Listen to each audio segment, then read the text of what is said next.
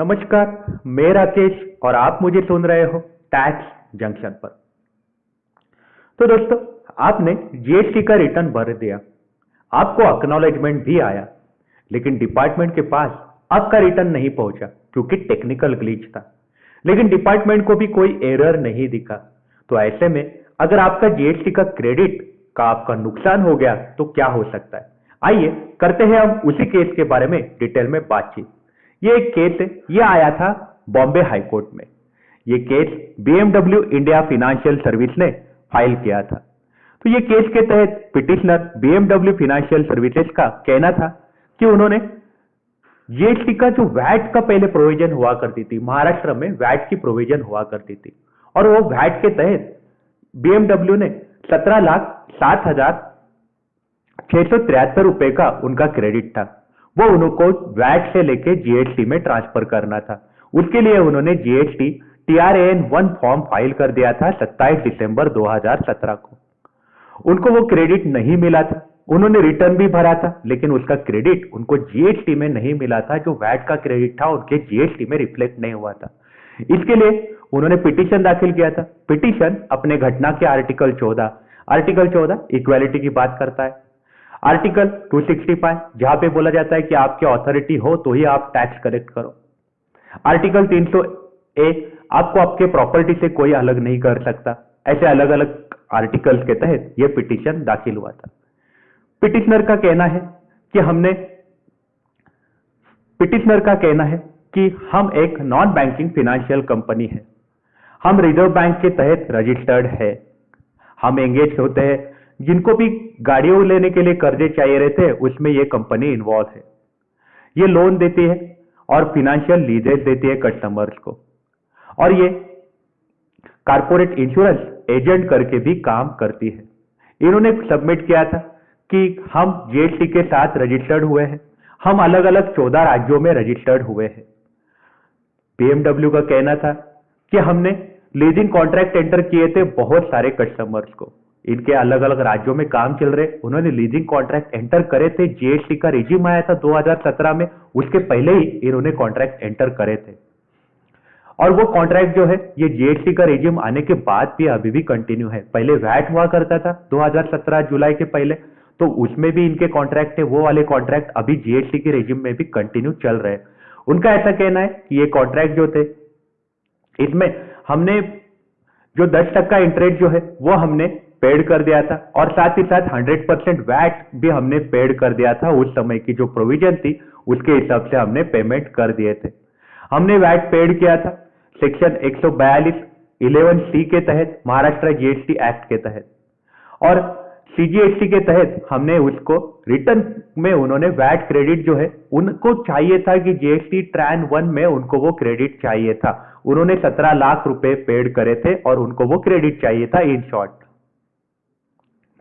लेकिन यहां पे एक इंपॉर्टेंट चीज हो गई कि इनको क्या हुआ कि 27 दिसंबर 2017 को इन्होंने जीएसटी TRAN 1 फॉर्म फाइल कर दिया, ट्रान 1 फॉर्म फाइल कर दिया, लेकिन उनको क्रेडिट जो है वो नहीं मिला। उनको एक्नॉलेजमेंट भी मिल गई थी, उनको ARN नंबर भी उन्होंने दिया है, हमको ARN भी आया था।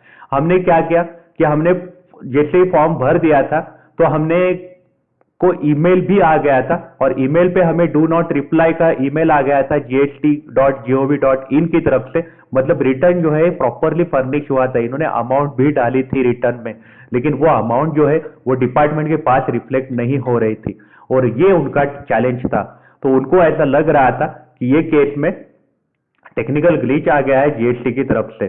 तो इसलिए उनका कहना था कि हमारा जो क्रेडिट है वो ट्रांजिशन नहीं हो पाया, हमने सबमिट किया है फॉर्म कॉमन इलेक्ट्रॉनिक पोर्टल पे, तो भी हमें कुछ भी नहीं दिख रहा है। इनको लग रहा है कि ये टेक्निकल ग्लिच आया था, लेकिन जीएसटी डिपार्टमेंट का तो कहना अलग था, इनका कहना कुछ अलग था। आइए जानते। तो सबसे पहले पिटिशनर ने ऐसा बोला कि हमें अमाउंट नहीं दिख रही थी जीएसटी के पोर्टल पे, इसलिए हमने क्वेरी रेज करी थी, हमने जीएसटी हेल्प डेस्क से बात करी, हमने सीईओ जीएसटीएन से बात करी, और साथ ही साथ जीएसटीएन के अलग अलग कॉरेस्पॉन्डेंट से जो जिसको जीएसटी महाराष्ट्र कमिश्नरेट है मुंबई में, उनसे हमने कॉरेस्पॉन्डेंस रखा, उनसे हमने बात करी, उन्हें सारे कम्युनिकेशन जो है वो कोर्ट को दिखा दिए थे।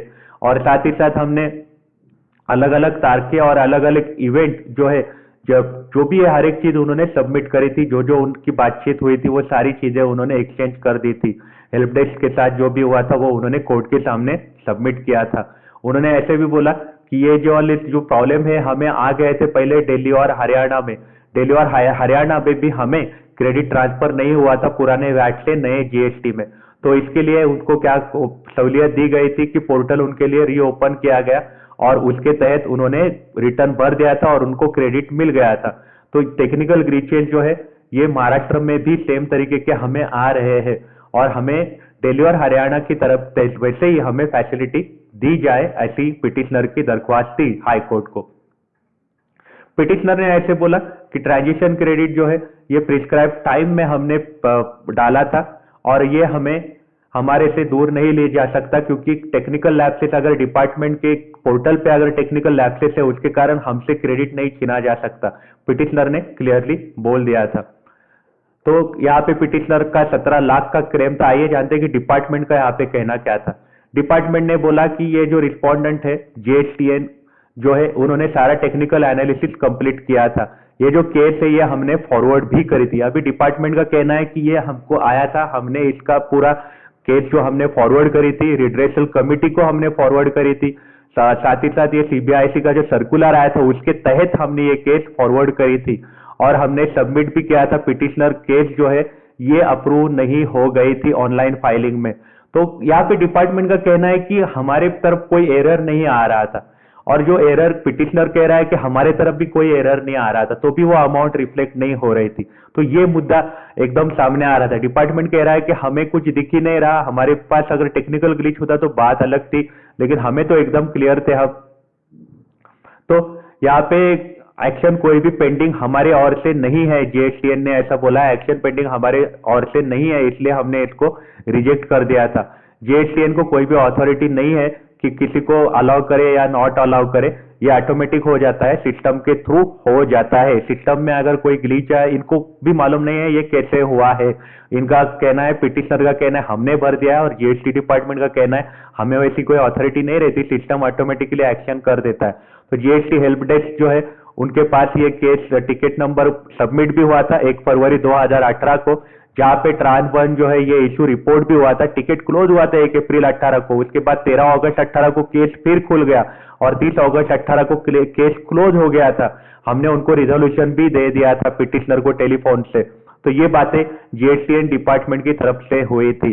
तो कोई भी हमारे पास कोई भी एविडेंस नहीं है कि यहाँ पे टेक्निकल ग्लिच हुआ है करके, क्योंकि पिटिशनर का यहाँ पे फर्ज था अगर टेक्निकल ग्लिच है, अगर ऐसा बोल रहे हैं पिटिशनर, तो पिटिशनर का फर्ज था कि उन्होंने एक एविडेंस दे देना है कि टेक्निकल ग्लिच है करके। जेएसटीएन बोल रहे हैं कि हमारे पास ऐसे कोई भी ग्लिच हमें नजर नहीं आ रहा है। हमने एप्लीकेशन जो है टाइमली हमने फॉरवर्ड भी करी थी, महाविकास ब्रांच है जो महाराष्ट्र जीएसटी डिपार्टमेंट की, वहां पे भी हमने फॉरवर्ड करी थी ये एप्लीकेशन और साथ ही साथ जीएसटीएन को भी हमने फॉरवर्ड करी थी। उन्होंने भी सेम बात बोली, उन्होंने बोली थी कि सेम बात बोली कि इनके पास कोई भी एरर इनको नजर नहीं आ रहा है, जीएसटी डिपार्टमेंट को कोई एरर नहीं नजर आ रहा है, यहाँ पे पिटिशनर को कोई एरर नजर नहीं आ रहा है। तो भी पिटिशनर का क्रेडिट जो है वो कहा गया किसी को मालूम नहीं था इन शॉर्ट।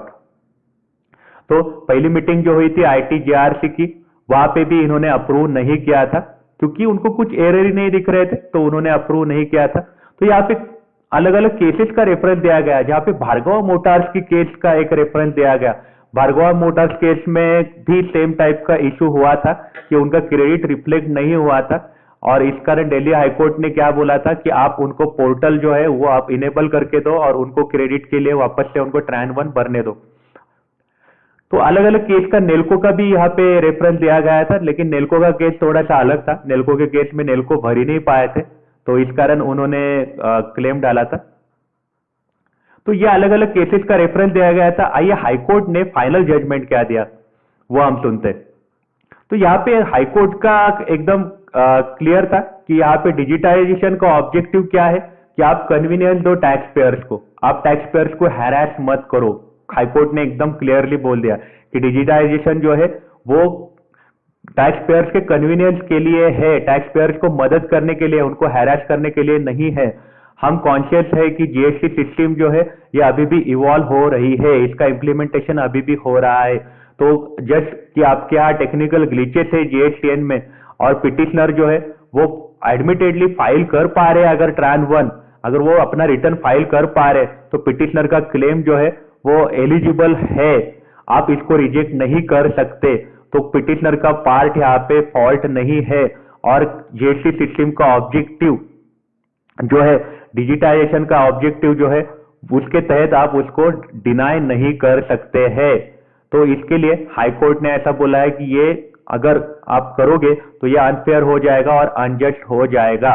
तो हाई कोर्ट ने एकदम क्लियर बोल दिया है। हाई कोर्ट ने ऐसा बोला है कि हमने मेरिट्स तो नहीं दिखे, हम यहाँ पे सिर्फ इतनी बात बोल रहे हैं कि ये जो पिटिशनर का क्रेडिट है वो उनको मिलना चाहिए। तो हाईकोर्ट ने क्लियरली बोल दिया है कि हमने मेरिट नहीं चेक किया है कि वैट क्रेडिट कितना होना चाहिए। हाईकोर्ट ने अपना डिसीजन ये दिया था कि पिटिशनर का ट्रांजिशन का क्लेम जो है वो उसको मिलना चाहिए। तो हाईकोर्ट ने फाइनल फैसला दिया था पिटिशनर के साइड से, और उन्होंने पिटिशनर रिस्पोंडेंट मतलब जीएसटी डिपार्टमेंट को उन्होंने बोला था कि ये केस जो है पिटिशनर की आपको कंसिडर करनी पड़ेगी, और ये क्लेम जो है ये आपको वेरीफाई करके, वैट में वेरीफाई करके आपको पिटिशनर को ट्रांजिशनिंग क्रेडिट देना चाहिए, ऐसे ऑर्डर हाईकोर्ट ने दी थी। मतलब टेक्निकल ग्लिच ये कोई रीजन नहीं हो सकता। यहाँ पे हाईकोर्ट अपने तरफ से बहुत क्लियर है कि डिजिटाइजेशन का ऑब्जेक्टिव जो है वो टैक्स पेयर की सहूलियत के लिए, ना कि टैक्स पेयर को हैरेस करने के लिए है। ये बहुत ही इंपॉर्टेंट लाइन हाईकोर्ट ने बोली थी, और केस का उन्होंने डिस्पोज किया था। तो आपकी इस बारे में क्या राय है, हमें आप कमेंट सेक्शन में जरूर बताइएगा। आप अपना ख्याल रखिएगा। अगर आप काम के लिए बाहर निकल रहे हो तो आप अपने आप को सैनिटाइज जरूर करिएगा। Take care, have a nice day.